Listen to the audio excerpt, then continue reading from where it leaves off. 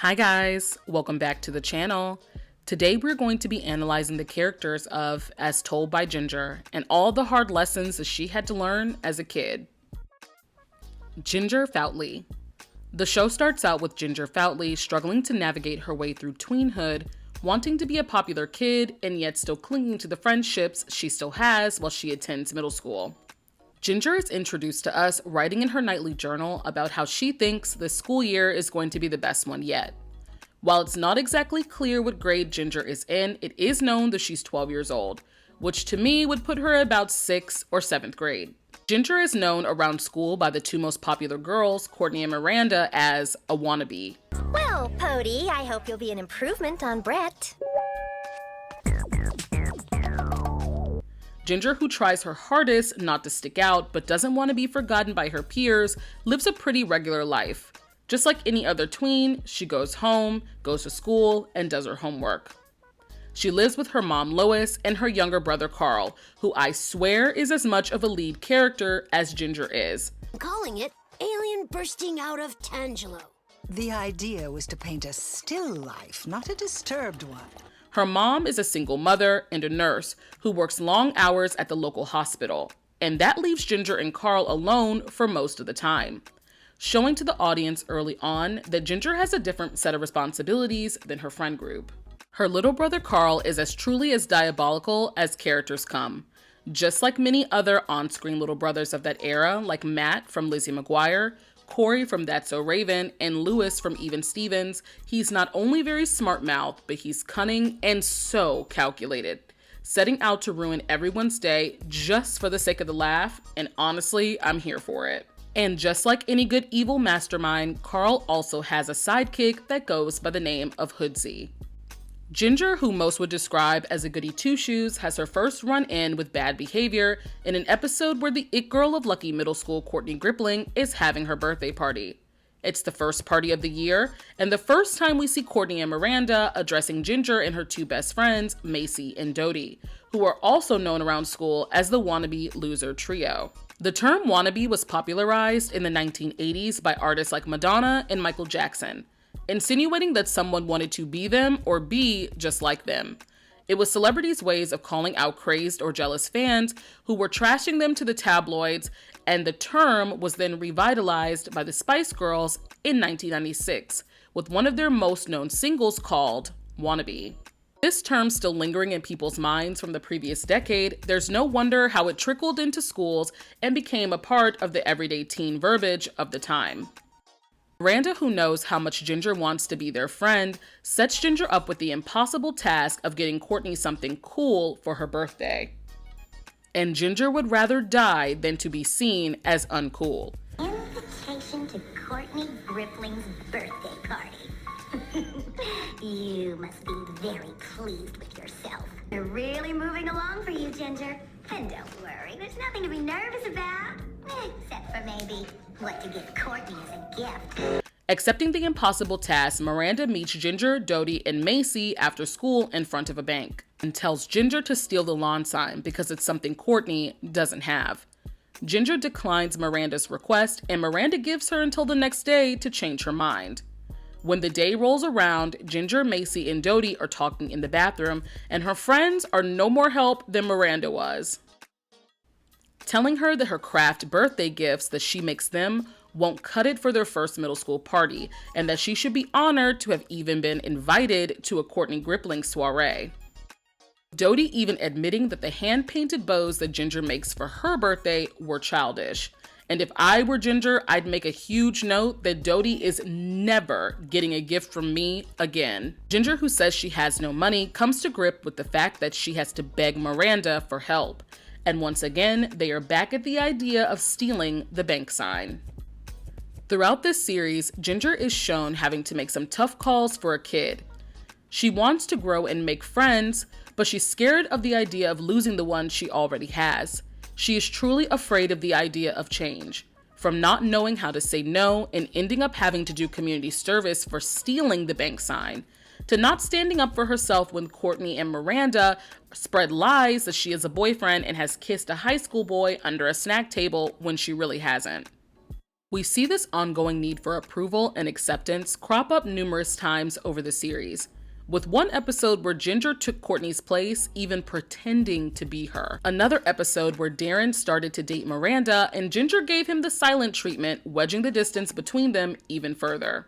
I can definitely remember a time in middle school where I saw cliques starting to form, and I still to this day can recall the lasting effects it had on me and my peers. Middle school is a time where kids are experimenting with their hobbies, they get into sports, they play instruments, cheer, and dance. However, Ginger and her friends don't really seem to have any outside hobbies other than painting their nails and gossiping about what the popular girls have done for the day. It seems like to me, had they actually tried to join some student activities, they would have some other friends. Each time we see Ginger, she has a nice grasp on tween fashion. With each episode having all the characters change clothes, not only does this show the trends that were popular, but it also is a signal to the viewer how the days are going by and how at some point the day will also come to an end.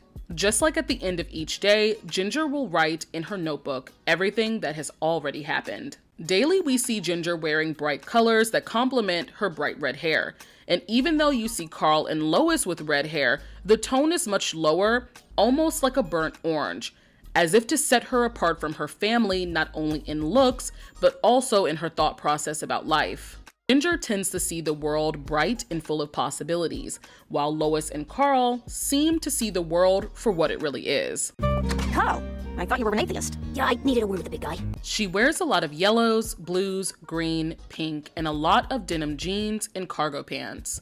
Her laid-back style and personality is also reflected in her room decor, with pink, blue, purple, and green ponies on bookshelves in her room that people constantly tease her about throughout the show. But one of the coolest parts about Ginger's room that I always wanted as a kid was her wall ladder and vines going up to her room, mimicking a Juliet balcony, maybe foreshadowing that Darren, who comes to her room all the time, might just be her Romeo. You see Ginger and her family go through a lot of ups and downs, from the show finally revealing Ginger and Carl's dad, with the show painting him as an absent father for essentially no reason. He shows up during a Christmas episode when Carl doesn't believe in Santa. Each year, Carl has wished for his father to come home, and each year, he is let down. Their dad didn't even know that his own son was allergic to peanuts, and gifted him a nut dispenser that could have literally killed him. And in season 2, when Lois lost her job due to the nurses' strike in November of 2002, cross-referencing the real strike held in Michigan during that time, things were tight around the Foutley household. But Lois, as she always does, kept her cool head and kept the family spirits very high. Seasons continue, Ginger starts a budding friendship with Courtney Grippling, having slept over her house, giving her dating and friendship advice, and hanging out with her at summer camp. Her development from being seen as a wannabe to being an all-around reliable friend was starting to happen naturally, and her friends knew that in a pinch, they could always count on Ginger. Dodie Bishop. One of Ginger's best friends, Dodie is loud in every sense of the word. From her high-pitched voice to her hot pink lipstick, Dodie is the epitome of a real wannabe. She can be seen often pushing Ginger into uncomfortable situations with the popular students, all because she wants those experiences for herself. Oh, I'll do it. I can look like Ginger. I'll just wear my Ginger wig. You have a Ginger wig? They were copper-colored ponies. And when certain situations don't turn out the way she wants them to, she can become extremely gossipy and very jealous. Dodie believes that she is the school's one-stop shop for all that goes on, when in reality, she's one of the last people to know anything that goes on with the popular kids. She has a bad habit of telling her friend's business when she is trying to one-up someone or prove that she is the better friend, with Dodie telling Miranda one of Ginger's biggest secrets. Oh, everything about Ginger. So Courtney certainly doesn't know about Frizzy Lizzie's. Did I hear Frizzy Lizzie just now? But Ginger would never tell anyone else about her red hairy legs that her mom won't let her shave. Oh. During the second season, we finally get to see Dodie's parents, and her mom is type A, high-strung, and beyond controlling, while her father is easygoing and aloof. We see the same kind of type A behavior in Dodie when she talks down to Ginger, who I think gets it from her mother, who looks down on Lois for being a single mom who lets her kids just be kids. Dodie's fashion choices, however, are pretty cute for a middle school girl her age.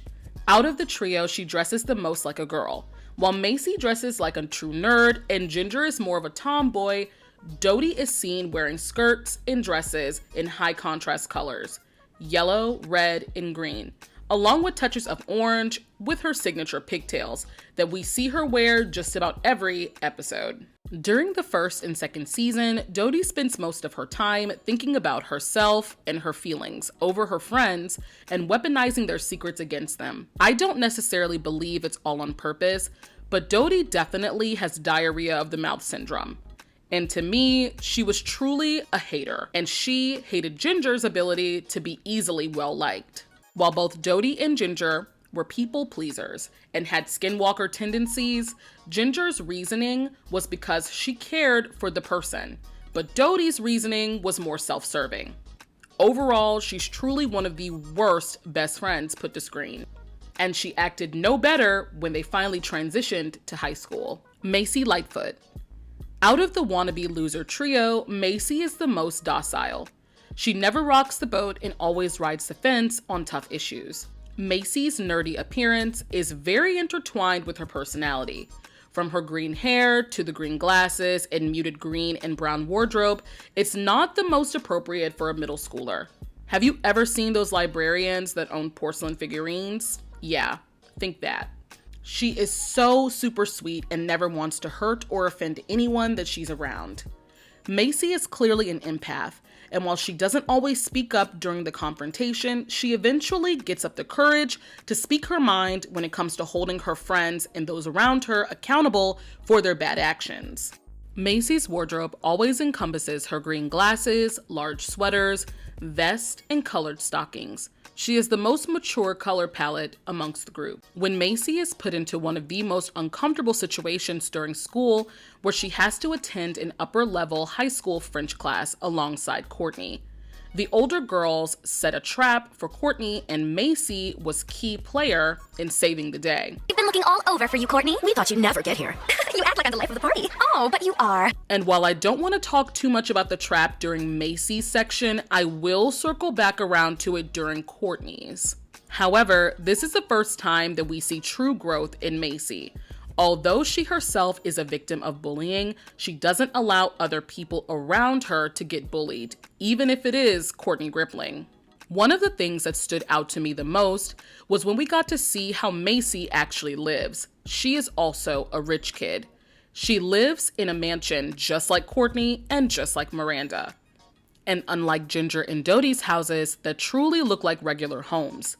While Macy's house is East Asian themed with bamboo trim, red Chinese tapestries, and a Reiki garden, her bedroom was truly amazing, with a traditional condo bed sunken into the floor surrounded by tatami mats. It was never clear to me if Macy was actually Asian. However, that style was extremely popular during the early 2000s, and I'm here for this. We need to bring back this type of culture in households.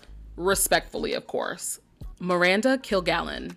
One of the few Black characters they feature in seasons 1 and 2, along with Ginger's best guy friend Darren and his older brother Will, Miranda is the Blair to Courtney's Serena. She's beyond confident to the point of arrogant and fulfills every aspect of a mean girl.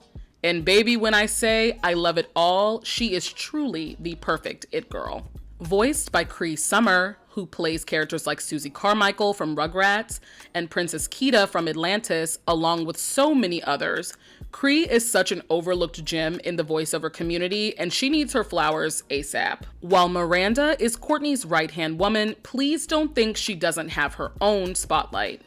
She is more mature than Ginger and her friends, and her jokes are always towing the line of what's inappropriate for a tween to be saying. I believe a strong, independent, Black, well-off character like Miranda is very much so needed for this show. During the 90s, we had Hilary Banks from Fresh Prince and Dion from Clueless. The two things that these women had in common were their untouchable sense of fashion and their daddy's money. But they weren't the brightest or the most insightful. And while they were stunning, most of their lines were silly and unrelatable. If you take those two traits of fashion and combine it with money and attitude, it would birth Miranda. Miranda seems to pride herself on having her priorities straight, and although she doesn't enjoy school, she maintains a straight A average and plays the clarinet and enjoys the latest fashion, all the while maintaining her A-list status. One thing about Miranda is that she stays booked and busy.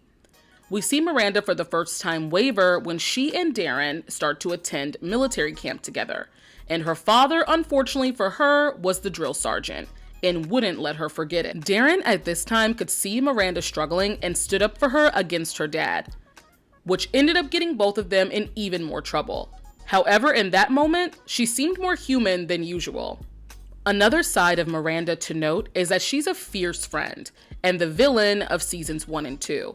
While Courtney isn't the nicest to Ginger and her friends, normally ignoring or snubbing them, Miranda was always snarky and had a great comeback, almost like she enjoyed twisting the knife after she won the argument.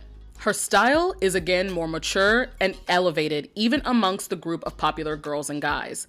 She wears a lot of red, purple, navy, and black, and her silhouettes and her outfit choices mimic those of Fendi and Gucci. One of my favorite looks of Miranda's is her black floor-length, what I believe to be a 2000s version of a bodycon dress. You can see her wearing it during the It's Courtney theme song.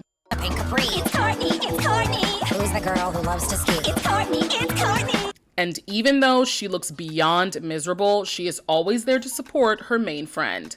Side note, doesn't Monet from Gossip Girl 2020 remind you a lot of Miranda? I definitely think they took notes when creating that character. Courtney Grippling. Lucky Middle School's very own Queen Bee Courtney could be described as shrewd, high maintenance, prissy, and out of touch. She has a butler, private driver, and a mansion inside of a mansion. She, just like Ginger and Dodie, also has a very annoying little brother by the name of Blake, who carries around a cane with the family crest on it that is purely for looks. And trust me when I say he is Carl, just only wearing a blazer and loafers.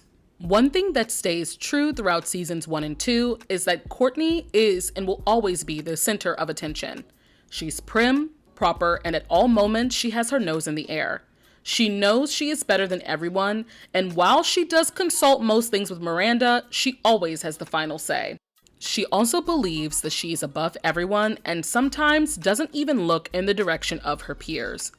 However, Courtney had to learn the hard way that fake compliments and sassy comebacks isn't even going to come close to the Mean Girls League of Lucky High School. As I mentioned before, Courtney and Macy attended Lucky High School because they were in an upper-level French class. This was Courtney's dream. She thinks she's going to be running this place the same way she runs Lucky Middle School. And honey, does she find out quickly that that is not the case. During season 1, Courtney has a huge crush on Darren's older brother, Will. And it is mentioned more than once that she wants to marry him and have a double wedding with Miranda. During their break from the French class, Macy overhears 2 high school girls plan a horrible trick on Courtney. They believe that she stuffs her bra, and during the pool party that is really disguised as a trap, they want to expose Courtney. Like literally have her top removed so everyone can see how flat-chested she really is. All of this because some high school boys flirted with a 12-year-old girl. This shit is beyond cruel. Now, some may say this is karma for how Courtney treats the other half, showing that this is the level of mean she may become if she keeps playing these little tricks on Ginger and her friends. We've been looking all over for you, Courtney. We thought you'd never get here. You act like I'm the life of the party. Oh, but you are. After Macy outs the 2 high school girls' plans to undress Courtney to Ginger, they make it their mission to protect Courtney from being naked in front of everyone. And after Courtney is saved by Ginger and Macy, she owes them big time. It was then that she realized that Ginger became someone she could confide in. Most people would think that this would have been the turning point to when Courtney becomes nice and stops teasing Ginger and her friends. But don't be fooled, she is still going back to being the same old, self-absorbed Courtney. But just like Miranda, Courtney also has had some humbling moments. During summer camp, Courtney wanted to prove that she could be rough and tumble and run the camp the same way she runs Lucky Middle, but found out quickly that no one was impressed with her high-maintenance lifestyle. Another was when she wanted attention from Will, Darren's older brother, and ended up getting her feelings hurt when he refers to her as just a little girl that he would never date. And rightfully so, considering that Courtney is only 12 or 13 and Will is between the ages of 16 and 17 and can drive. But underneath it all, Courtney and Ginger are actually very similar. Courtney ends up living with Ginger and her family for a while and actually enjoys having chores and hanging out with Lois. By the end, Ginger kicks Courtney out and tells her that she can't talk about it right now, but one day she'll be able to sort out her feelings, which we all know is code for jealousy. And while Courtney says that she doesn't understand, I believe that she does and just lets Ginger have her moment. I would describe Courtney's style as old money. She wears a lot of cream, pink, lilac, and navy. In episodes where you see her home life, she wears a ball gown to dinner and has her hair in an updo, and a lot of striped turtlenecks and cream blazers. Just like Miranda's clothes mimic the runway, so does Courtney's, namely Prada and Chanel. Last but not least, Darren Patterson. Another friend of Ginger's who we don't see that often but yet has a huge impact on the story. In seasons 1, Darren is also considered a loser. He has headgear and braces and doesn't play a sport and pretty much is only seen hanging out with girls. His older brother Will is the picture of manliness. He plays football, has gone to the local military academy, and works out just about every day. Darren is constantly compared to Will, and yet he still keeps a cool head and is always there when Ginger and her friends are in need of a shoulder to cry on. Just like Miranda, he was also shipped off to military boot camp, and he struggled as well, with the drill sergeant saying that he was nothing like his older brother. In season 1, we see that Darren and Ginger briefly have feelings for one another, and truly it could have been misinterpreted as no more than a crush. And they had even decided from there on that they just needed to stay friends. And oh, how I wish they had kept that pact. However, in season 2, when Darren got his braces and head metal off, he gained a lot of female attention. But one of the first people he went to after getting the removal was Ginger. And as per usual, she was caught up in her own world, not noticing that Darren had gotten his braces off. And then he had asked her to really look at him for once. In that moment, I believe that was Darren's way of trying to prove he was worthy of being more than just Ginger's best guy friend. Darren throughout season 1 is definitely having more to do with the group. But in season 2, when that rolls around, you don't see him too much unless it's an episode including his brother in some way, which I believe is entirely the point, proving how Darren feels that he is always in his older brother's shadow, no matter how much growth he has shown. The relationship between Darren and Ginger is complicated in a way that is very similar to most kids at the time. To put it lightly, you grow up, and growing up with the person that you played in the sandbox with. But this notion of the sandbox can also lead some teens to believing that they are each other's soulmates. And I don't want to go too hard on Darren in this video because I plan on doing another one devoted to season 3 by itself. His character development to me was so disappointing and really needs to be discussed. Some of his true colors were seen when he was so quick to ditch his loyal friend group for the popular kids when he got his braces off and ended up dating Miranda. That also lets the audience know that just like Ginger, Macy, and Dodie, Darren too wants to be a popular kid and was also coined as a wannabe. As Told by Ginger seasons 1 and 2 are truly a coming of age story that I think most tweens and teens need to watch. It covers dating, teen development, crushes, parental guidance issues, and depression. A damn near flawless show if you ask me. Do you remember As Told by Ginger? Let me know what you guys think in the comments below. Please make sure to like, subscribe, and comment, and I'll see you guys in the next one. Bye!